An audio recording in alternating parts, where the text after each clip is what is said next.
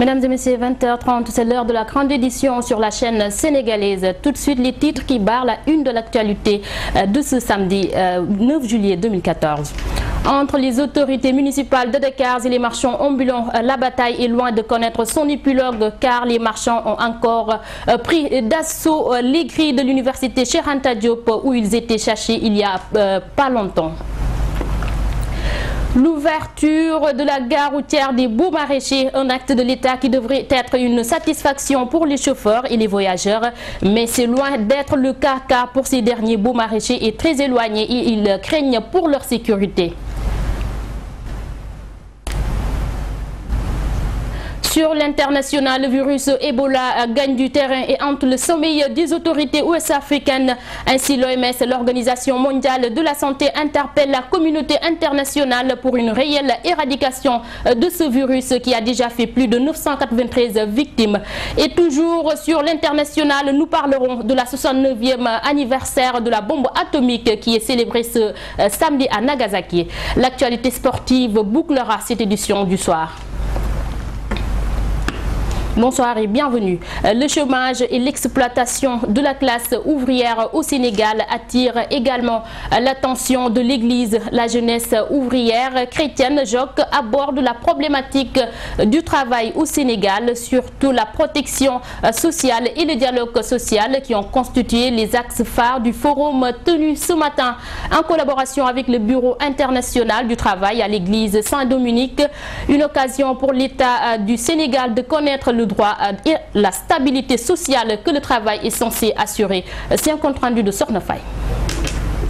La question de la justice sociale préoccupe l'Église sénégalaise et désormais la jeunesse ouvrière chrétienne JOC plaide pour du travail décent au Sénégal. En collaboration avec le Bureau international du travail, le JOC a tenu ce samedi à l'Église Saint-Dominique un forum de formation sur la problématique. Nous avons constaté par nos enquêtes mais aussi par nos échanges avec les travailleurs, employés et employeurs qu'il y a un réel problème de la notion sur le travail décent. C'était la raison qui nous a poussé à initier ce forum avec le Bureau international du travail. À peu près 46% de la jeunesse sénégalaise n'ont aucune instruction. 24 ont un niveau d'instruction qui ne dépasse pas la primaire selon les statistiques, avec un niveau de chômage aux alentours de 12,2%. 91% des emplois sont dans le secteur informel, d'où la pertinence de plaider pour une justice sociale. Il ne suffit pas juste d'avoir un travail, mais avoir un travail qui garantit le minimum. Un salaire, la protection sociale. On recherche des travails aux jeunes, il faut que ce soit des travails décents, donc des travails qui permettent aux jeunes de pouvoir en vivre. L'État du Sénégal est un partenaire de cette initiative. Le ministre du Travail reconnaît la pertinence de la question abordée et exprime sa satisfaction pour une telle initiative. La politique du travail est une nécessité. Cette initiative est une initiative heureuse et opportune. Créer beaucoup d'emplois pour les jeunes aussi nécessite qu'on réfléchisse sur la situation parce que pour avoir un travail décent. Le forum sera scellé par des résolutions et propositions à remettre au gouvernement du Sénégal. Il reste à voir jusqu'à quel niveau seront-elles appropriées et appliquées. Je vous le disais en titre, le préfet de Dakar ordonne la fermeture définitive de la gare routière de Pompiers et des gares flottantes de la capitale sénégalaise. Cette décision qui résulte de l'ouverture de la gare des Beaux-Maraîchers de Dakar prévue lundi prochain ne fait pas l'unanimité au sein des chauffeurs et usagers. Pour en savoir plus, notre reporter Mohamed Habib Sey est parti à la gare routière de Pompiers voir l'état du déménagement. D'ici 24 heures, on verra plus de voitures de transport en commun stationnées dans cet espace. On ne parlera d'ailleurs plus de cette gare routière de Pompiers. Ce parking est la première gare routière de la capitale sénégalaise. Elle existe depuis plus d'un demi-siècle et sera délocalisée dans les prochaines 24 heures à Pékin. Chauffeurs, responsables, transporteurs, tous sont d'accord avec la décision de l'État. J'ai vraiment hâte de partir. Parce que nous avons problème. La situation que nous vivons ici est très difficile. Il y a des pères de famille qui sont dans une précarité totale. La satisfaction n'est pas unanime pourtant, car la crainte se lit déjà sur les visages des errants des commerces d'ici. Et coxeurs de la gare routière de Pompiers, ces derniers voient déjà leur gagne-pain hypothéqué et accusent par ailleurs le responsable. Il y a des gens qui ont fait plus de 20 ans ici. C'est là où ils gagnent leur vie. Donc le déplacement ne nous arrange pas.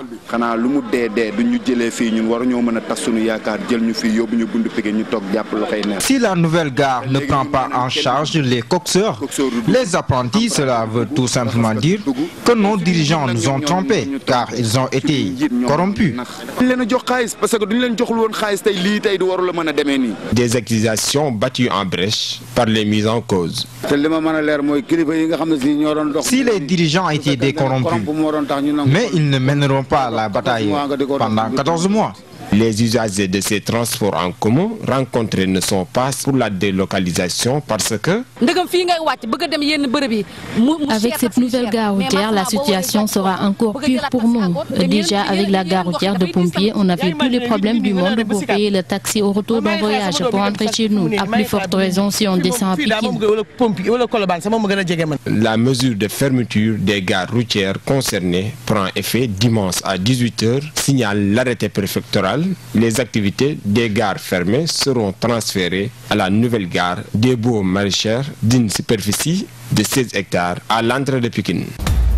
Mohamed Habib Sey, tiraillement entre marchands ambulants et autorités municipales.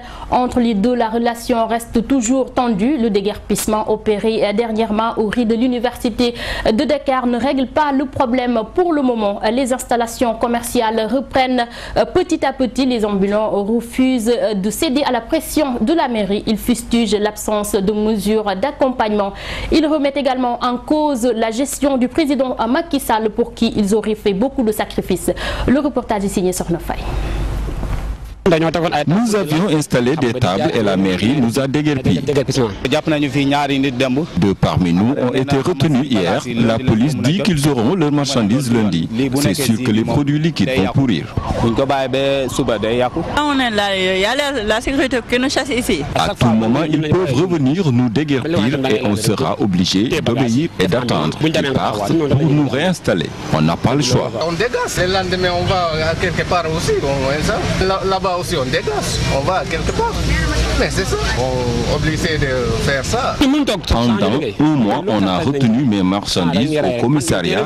Quelle que soit la règle, on va revenir. Nous n'avons que la rue pour vendre. Tout le monde ne peut pas se payer au magasin. On est des jeunes, on travaille, on veut gagner notre vie. On veut qu'on nous installe dans un autre lieu. À chaque fois, si on nous chasse, on revient parce qu'on n'a pas où aller. Que la mairie s'engage à construire des cantines. Nous sommes prêts à verser chaque mois une somme pour lui rembourser ce qu'elle a investi. Macky Sall, quand il cherchait le pouvoir, il est venu s'asseoir avec nous. Nous avons échangé sur ça, nous avons fait des sacrifices pour lui. Mais comme toujours, ce qu'ils disent et ce qu'ils font après, c'est diamétralement opposé. La vente de friperies, une activité qui ratisse large le marché sénégalais. Et en ces périodes de forte canicule, nombreuses sont les personnes qui remplissent ces marchés de friperies, surtout celui de Gueule-Tapée, pour se procurer de ces habits à bas prix et qui est de qualité, raison pour laquelle elle a véritablement pris le dessus sur le prêt-à-porter. Fatoumata Rouguissaro était partie faire du shopping pour nous. Il n'y a pas de sous-métier, cette leçon de vie, nombreux sont les Sénégalais qui l'ont bien assimilé. Ces vendeurs de friperies ne diront pas le contraire. Ce métier, comme tous les autres, nous voulons juste travailler et ne pas perdre du temps, ni voler. Cette vendeuse de friperie, plus connue sous le nom de Feugedjaï, aborde dans le même sens, sauf qu'elle évoque d'autres raisons, celui d'épauler son mari dans le fonctionnement budgétaire de leur foyer. Nous ne voulons pas rester inactifs car ça n'a pas de rendement. Le travail est un acte d'adoration à Dieu. Ainsi, on pourra aider son mari dans le fonctionnement de la famille sur le plan financier. Nous, les femmes, nous avons beaucoup de besoins que les hommes ne peuvent pas tous satisfaire. Donc, le mieux, c'est de travailler pour aider son époux et éviter de quémander. Quant à la clientèle, leur préférence se justifie par le fait que ces vêtements soient accessibles à toutes les bourses, tout en étant de très bonne qualité. Je suis venue pour acheter des habits, car la qualité est meilleure, ça dure avec le temps et puis c'est à moindre coût. La vente de friperies auparavant peu fructueuse est aujourd'hui un commerce très florissant. Face au contexte actuel de la vie, la majorité de la population sénégalaise préfère ces vêtements pour sa longévité, mais aussi pour son prix abordable. Les mendiants et les marchands ambulants ne désemplissent pas les rues de la capitale. L'interdiction par les autorités étatiques de la mendicité ou de la vente à la sauvette ne semble pas autant effrayer ces personnes. Bien au contraire, ces derniers continuent de faire la sourde oreille face aux autorités. Résultat, ils sont toujours en accrochage avec les policiers. C'est un reportage d'Aïcha Tchamdia. Le voisinage entre les marchands ambulants, les mendiants et les policiers au pied de ce feu tricolore n'est pas des meilleurs. La tension est discrète mais perceptible si on y voit de près. Ce qui me dérange ici, c'est qu'on nous réprime tout le temps parce qu'on doit nous laisser travailler.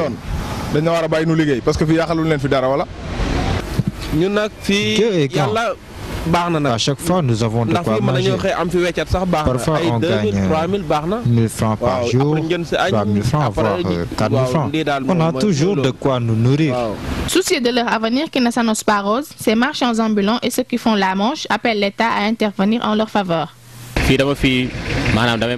Je suis mendiant, mais c'est très dur parce que les policiers ne nous laissent pas faire. Les policiers doivent nous laisser faire notre travail parce qu'on gagne notre vie ici. Pour l'heure, ces marchands ambulants et ces mendiants ne veulent qu'une chose, c'est que la police les laisse poursuivre tranquillement leurs activités. Mais ce qui arrange les uns dérange souvent les autres. Et la capitale sénégalaise ne peut pas aussi être la capitale de la mendicité ou du commerce ambulant. Aïcha Thiam, l'allaitement maternel, un des passages les plus importants de l'enfant. Mais actuellement, il est de plus en plus délaissé par les femmes au détriment de l'allaitement artificiel. Et si certains évoquent le travail, d'autres par contre veulent garder la forme de leur sein. En tout cas, quoi qu'il en soit, la religion et la médecine restent catégoriques là-dessus. Car pour elles, l'allaitement est la meilleure façon de maintenir son enfant en bonne santé. C'est un reportage de Neymaguet Kébé. La plupart des mères de famille, surtout celles qui travaillent, ont tendance aujourd'hui à faire remplacer leur sein par de nouvelles méthodes d'allaitement artificiel. Pourtant, l'allaitement maternel constitue le premier remède pour maintenir l'enfant en bonne santé avec une meilleure croissance. L'allaitement maternel est une excellente chose pour la croissance de l'enfant, en ce sens où cela permet à l'enfant d'avoir une bonne croissance, une bonne santé, une intelligence et grandir avec un épanouissement digne de son nom. Donc je pense que quand bien même les femmes ont le droit de travailler, mais elles doivent aussi prendre en compte la santé, la croissance et l'épanouissement de leur progéniture. Même si la tâche est plus pénible pour les femmes travailleuses, certains sont d'avis que l'allaitement maternel est la bonne pratique pour une bonne santé de l'enfant. À propos de l'allaitement maternel, je peux vous affirmer une chose. Mes enfants, mes aînés sont des jumelles. Alors, quand j'ai accouché, je peux vous confirmer que je suis restée 11 mois sans travailler pour pouvoir les allaiter. Et je pense que l'allaitement maternel, il n'y a rien de tel. Parce que la chaleur que dégage la mère, en regardant son enfant dans les yeux et en lui donnant son sein, il n'y a rien de tel. Rien ne peut le remplacer. Donc ça, moi je pense que l'attachement mère-enfant passe d'abord par ça. Je suis contre les bonnes femmes qui disent que en allaitant, la poitrine perd de son volume ou de sa beauté. Parce que quel que soit alpha, on souhaite du moins arriver à cet âge. Donc on ne peut pas avoir une poitrine qui tient debout toute une vie. Donc moi je préfère avoir mon enfant, sentir la chaleur de mon enfant sur moi, que de préserver ma poitrine. Donc rien, on peut concilier boulot et allaitement. Pourtant, les religions révélées sont catégoriques en ce qui concerne l'allaitement maternel et l'islam est intransigeant là-dessus. 2 ans recommandés pour les bébés garçons contre 1 an et demi pour les filles. Dieu dit dans le Coran, Hawlaini Kamilaini, par rapport à l'allaitement, 2 ans, mini-maxi 2 ans. L'allaitement est obligatoire pour toute femme qui est en bonne santé. Parce que c'est l'islam qui le demande. L'allaitement maternel est d'une importance capitale pour la vieille génération à cause de ses multiples bienfaits qui permettent de maintenir sa progéniture saine.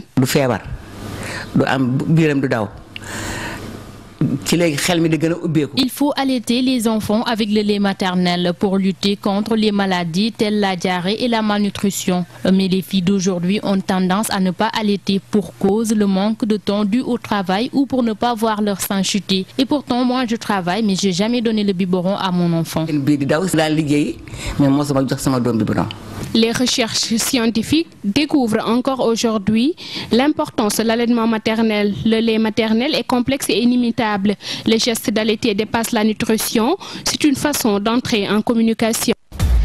L'été, une période où les plages refusent du monde, mais cette année, la tendance est complètement renversée. À la plage de Ngor, ce n'est pas encore la grande affluence. Certains expliquent cette situation par les résultats catastrophiques enregistrés cette année à l'examen du baccalauréat et du BFM. Mohamedou Diallo et Pape Samba Seck sont allés faire une petite baignade.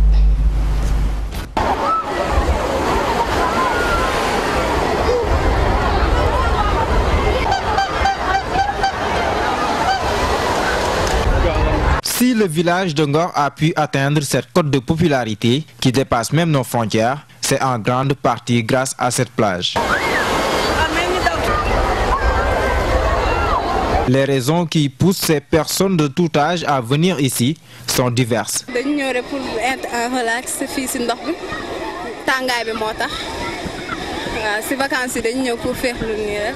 Je suis venu ici pour me distraire. C'est pourquoi je nage un peu et je reviens, je reste là, je m'assois un tout petit peu, je repars. C'est pour me distraire quoi. Se distraire, oui, mais attention, il y a des limites à ne pas franchir. Oui, il y a un ligne d'eau. Il y a un ligne d'eau, il y a une délimitation là où les baignets doivent rester, là-bas. Avoir, par exemple, ne pas faire par exemple, de ces jeux dangereux. Ouais. Ne pas trop utiliser les objets flottants. Éviter aussi les baignades isolées. Ce sont les dispositions à prendre. Ne pas s'éloigner aussi. Ouais. Vous avez vu le monsieur avec la barque. Là, nous nous mettons aussi à un certain niveau pour les empêcher, par exemple, de monter à un certain niveau. De rester toujours là où ils ont pied. Là, il y a moins de danger, quoi. On donne à chaque baigneur qui est en train de se baigner, surtout les alcoolisés, ne peut pas rentrer avec qui voient les canettes, les alcools, ils sont en train de prendre des alcools. Après finissent les alcools, après ils veulent rentrer dans les eaux. Nous on les interdit de ne pas rentrer dans les eaux. Jadis, à cette période de canicule, l'affluence était plus forte. Cette année, le nombre de personnes qui traversent pour aller à l'île de Ngor a considérablement baissé, selon le président du groupement des transporteurs de l'île de Ngor. Cette année, il y a un peu moins de monde, quoi, parce que pareil, de l'année passée, on avait beaucoup plus de monde, mais cette année, le trafic a vraiment diminué, quoi. Par rapport à les... Je ne sais pas si il y a quoi, mais là, il y a un peu moins de monde, quoi. Bon, moi, je me dis, si ce n'est pas la crise, moi, je pense que c'est un peu la crise, quoi, parce que, et puis surtout aussi, cette année, il paraît que les élèves n'ont pas fait de bons résultats aussi. Parce que là, on avait beaucoup plus d'élèves qui venaient faire leur sortie d'études. Mais cette année, par rapport aux résultats, peut-être que leurs parents ne nous ont pas donné les moyens qu'il faut pour faire leur sortie d'études, quoi. Par ailleurs, les maîtres nageurs demandent aux autorités de les équiper davantage afin qu'ils puissent mieux accomplir leur mission qui consiste à veiller au grain. La littérature n'est que l'élargissement de la vie individuelle, la communication avec plus d'esprit et d'âme, disait un auteur. Vous l'aurez certainement compris, la littérature s'invite dans cette édition du soir avec ce livre de Jean-Dip Ndour, un originaire de Nguyen qui vient de marquer ses pas dans le monde littéraire avec la publication de son livre ce jeudi à la Maison de la Culture d'Outasek. La séance de dédicace a eu lieu en présence du ministre d'État et maire de Nguyen, Ousmane Tanordien. Itinéraire d'un enfant d'Afrique. Cet ouvrage du natif de Nguyen, Jean-Dip Ndour, retrace en quelque sorte le parcours d'un enfant africain, en revenant sur les valeurs africaines en passant par de nombreux points de la société. Itinéraire d'un enfant d'Afrique, je l'ai choisi. Bon, la question a été soulevée, j'aurais pu dire itinéraire d'un enfant du terroir ou d'un enfant de Joal Fadjouch. J'ai choisi itinéraire d'un enfant d'Afrique parce que, comme je l'ai noté, j'ai un ami ivoirien qui a eu à lire le manuscrit. Et effectivement, il m'a dit, mais je ne t'ai pas donné le droit de raconter mon histoire, j'ai l'impression que tu parles de moi. Et donc forcément, au-delà de l'histoire du petit Dib, au-delà de mon histoire, c'est l'histoire de tout enfant africain. Nguyen, un village qui depuis toujours a vu la collaboration entre catholiques et musulmans. Ainsi, ayant grandi sous cette atmosphère, Jean-Dip Ndour, dans son livre, marque une pause sur le dialogue islamo-chrétien, un sujet qui s'invite toujours dans les débats en Afrique, surtout au Sénégal. Ce qui a été le plus marquant pour moi, c'est le dialogue islamo-chrétien. Parce qu'effectivement, comme ils l'ont bien expliqué, je vis en Occident, en France, et l'image qu'on a de l'Afrique, et surtout dernièrement l'image qu'on a de l'islam, c'est le terrorisme, c'est la guerre, c'est Boko Haram au Nigeria. Et effectivement, j'ai voulu montrer qu'il y a une autre Afrique avec son islam, l'islam du village. On l'a si bien noté, il y a énormément de familles ici, mais la plupart, il y a pas mal de gens, que ce soit à Nguyen ou à Joal Fadjouch, la moitié de la famille est chrétienne, l'autre moitié est musulman. Jean-François Bokandi, cet homme qui a marqué l'histoire sportive de son pays, a également motivé l'auteur de ce livre à prendre sa plume pour revenir sur le parcours de cette star du ballon rond. Comme je l'ai dit dans le livre, quand on était gamin, il y avait une petite télé, c'est la seule télé du village. Et pendant les matchs de foot, il y avait tous les gamins, on était par terre à regarder. Et on voyait ce Jules, ce monsieur au Rasta. Et effectivement, il se donnait corps et âme pour sa patrie. Et malheureusement, de nos jours, ce genre de personnage se raréfie. Et il faudrait véritablement qu'on s'en imprègne, qu'on n'attende pas que les personnes soient parties pour les glorifier. Ousmane Tanordien, le ministre d'État par ailleurs, maire de Nguyen, a présidé cette cérémonie de dédicace du livre et s'en réjouit. Je le félicite pour avoir su, à travers de petites situations, de petites histoires, vraiment décrire la grande histoire, c'est-à-dire ce que nous avons vécu, ce qui nous sommes, ce qui explique beaucoup des traits de notre comportement. Et je crois qu'il faut l'encourager. Quand il parle de son père, c'est-à-dire le vieux que moi-même j'ai connu, puisque nous sommes de la même génération, je m'y retrouve. Et je crois que c'est ça qui est important. Et tous ceux qui étaient là, de sa génération plus jeune ou moins jeune, se retrouvent dans ce qu'il a écrit. Jean-Dip Ndour, un jeune qui vient de faire son entrée en vigueur dans le monde de la littérature avec cet ouvrage de 175 pages qui reflète la vie de tout un continent, compte bien poursuivre son chemin avec d'autres publications. À présent, l'actualité internationale que nous ouvrons avec le Japon qui a célébré ce samedi le 69e anniversaire de la bombe atomique qui avait fait plusieurs milliers de morts à Nagasaki. C'était en 1945 que les États-Unis avaient largué 2 bombes sur Hiroshima et Nagasaki les 6 et 9 août, marquant la fin de la Seconde Guerre mondiale puisque le Japon capitulait 6 jours plus tard. La cérémonie de commémoration qui s'est tenue en dépit des vents violents provoqués par l'approche d'un typhon a eu lieu non loin de l'endroit où un avion américain avait lancé la bombe au plutonium surnommée Fat Man. Le 9 août 1945, une bombe atomique transformait la ville de Nagasaki en une boule de feu. Bilan 70 000 morts seulement 3 jours après une première bombe larguée à Hiroshima. Ce samedi matin à Nagasaki, des milliers de personnes, parmi lesquelles les survivants, ont commémoré le 69e anniversaire de ce drame qui a marqué la fin de la Seconde Guerre mondiale. Une minute de silence a été observée à 11 h, heure locale, heure à laquelle la bombe a été larguée par les États-Unis sur cette ville japonaise. Les États-Unis ne se sont jamais excusés pour les avoir utilisés et aucun président américain en exercice ne s'est d'ailleurs rendu dans les 2 villes martyrs japonaises. Des câbles diplomatiques qui ont fait l'objet de fuites laissent toutefois entendre que Washington aurait proposé en 2009 une visite à Hiroshima du président Barack Obama qui aurait alors présenté des excuses officielles et que cette visite a été refusée par le Japon. Ce samedi, lors de la cérémonie de commémoration, le maire de Nagasaki a appelé le gouvernement japonais à renoncer à toute idée d'abandonner la doctrine pacifiste suivie par le Japon depuis la fin de la Seconde Guerre mondiale. Le maire déplore en effet le récent débat sur le droit du Japon à l'autodéfense. Le gouvernement japonais a décidé le mois dernier de permettre à l'armée japonaise jusque-là au rôle purement défensif d'aller se battre pour défendre des alliés. Après 3 ans d'absence, le voilà revenu au pays. L'ancien Premier ministre Saad Hariri est arrivé par surprise vendredi 8 août au Liban pour rencontrer l'actuel chef du gouvernement, Taman Salam. Un retour d'exil dans un contexte tendu le même jour où l'armée libanaise a commencé à pénétrer dans la ville sunnite d'Ersal, dans l'est du pays, après le retrait des djihadistes. C'est un récit de Birama Kamara. La visite de Saad Hariri intervient à un moment très délicat pour le Liban, pays où les sunnites sont en faveur de la rébellion syrienne et les chiites du régime de Bachar al-Assad. Saad Hariri a soutenu dès le début de la rébellion modérée en Syrie, mais s'est toujours opposé aux extrémistes qui font des émules au Liban, notamment à Tripoli, Saïda ou dans la Bekaa. L'entrée de l'armée libanaise à Ersal se fait d'une manière progressive et prudente. Des unités d'élite ont érigé un checkpoint dans la partie ouest de la ville, théâtre des violents combats qui ont fait une vingtaine de tués dans les rangs de l'armée et des dizaines de morts côté rebelle. Les djihadistes ont évacué Ersal en emmenant avec eux 39 otages. Ils souhaitent les échanger contre des détenus islamistes dans les prisons libanaises. La gravité de la situation a poussé l'ancien Premier ministre libanais Saad Hariri à rentrer à Beyrouth après 3 ans d'exil volontaire. Le leader sunnite a affirmé que son retour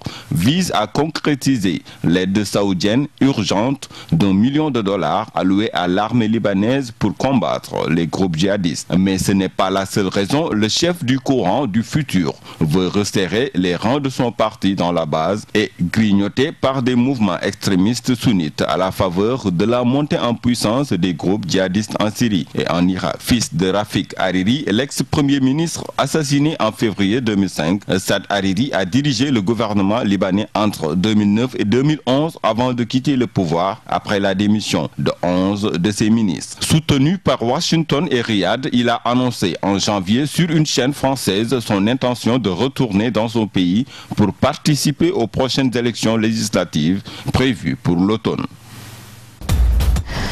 Au terme d'une réunion de 12 jours, l'Organisation mondiale de la santé, OMS, a décrété vendredi 8 août que le virus Ebola représentait une urgence de santé politique et de portée mondiale. Devant une situation qui continue de s'aggraver, il faut une réponse internationale coordonnée pour arrêter et faire reculer la propagation internationale d'Ebola, estime l'organisation.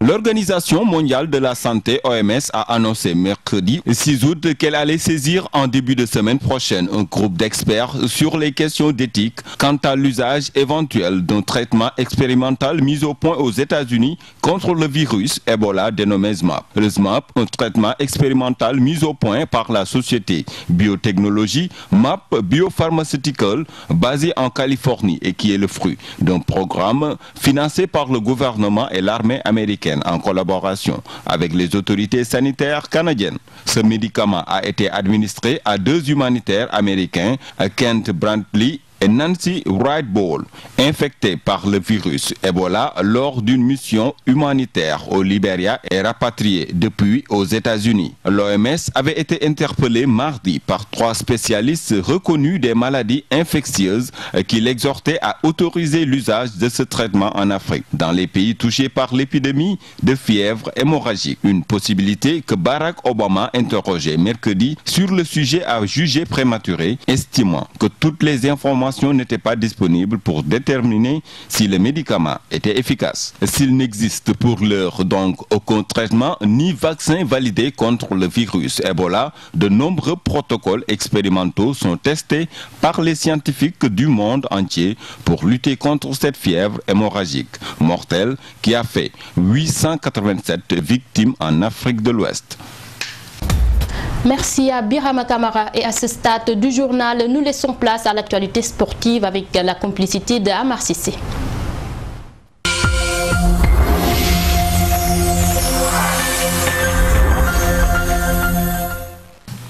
L'équipe nationale de basketball du Sénégal, en stage à Malaga, en vue de préparer la Coupe du Monde, ne disputera plus qu'une seule rencontre amicale contre le Mexique, au lieu de 2 initialement prévues, informe un communiqué du comité de normalisation du basketball sénégalais.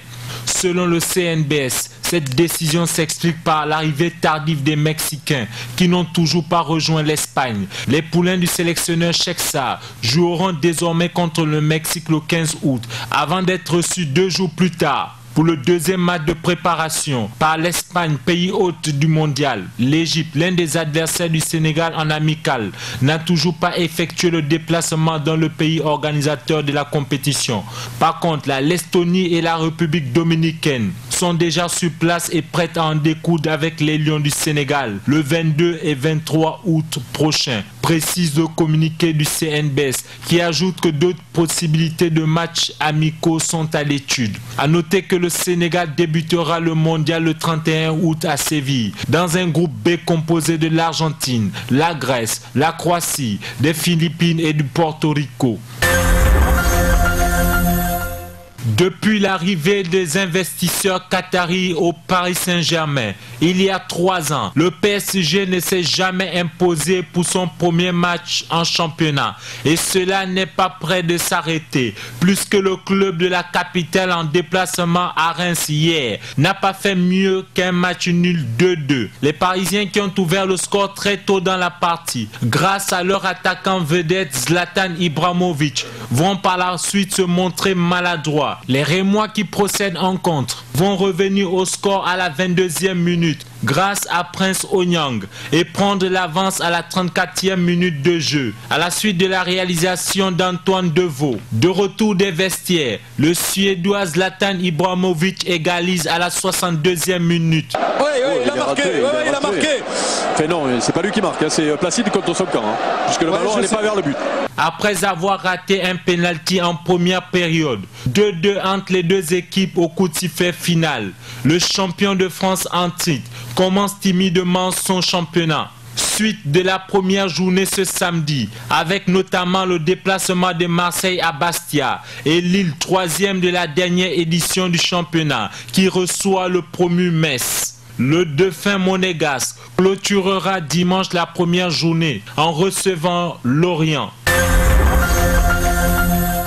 Disputer la Ligue des champions européenne cette saison avec le Beşiktaş, Dembaba devra bien négocier ses 2 matchs de barrage contre Arsenal. L'international sénégalais, auteur de 3 buts lors de sa dernière sortie avec son club turc, doit réitérer cette performance pour espérer se qualifier en C1 face à une formation londonienne qui reste sur 16 participations consécutives en Ligue des champions. Quant au club autrichien Salzbourg, du prodige Sadio Mané, il fera face à la modeste équipe suédoise de Malmö. En revanche, le club français Lille de Pape Ndiaye Souaré et Idrissa Gana Gueye a hérité d'un gros morceau, le FC Porto, double vainqueur de la Coupe européenne en 87 et 2004. Les 2 internationaux du LOSC qui recevront les Portugais pour le match aller des qualifications devront se battre comme des lions pour franchir le dernier tour des barrages menant à la Coupe aux grandes oreilles.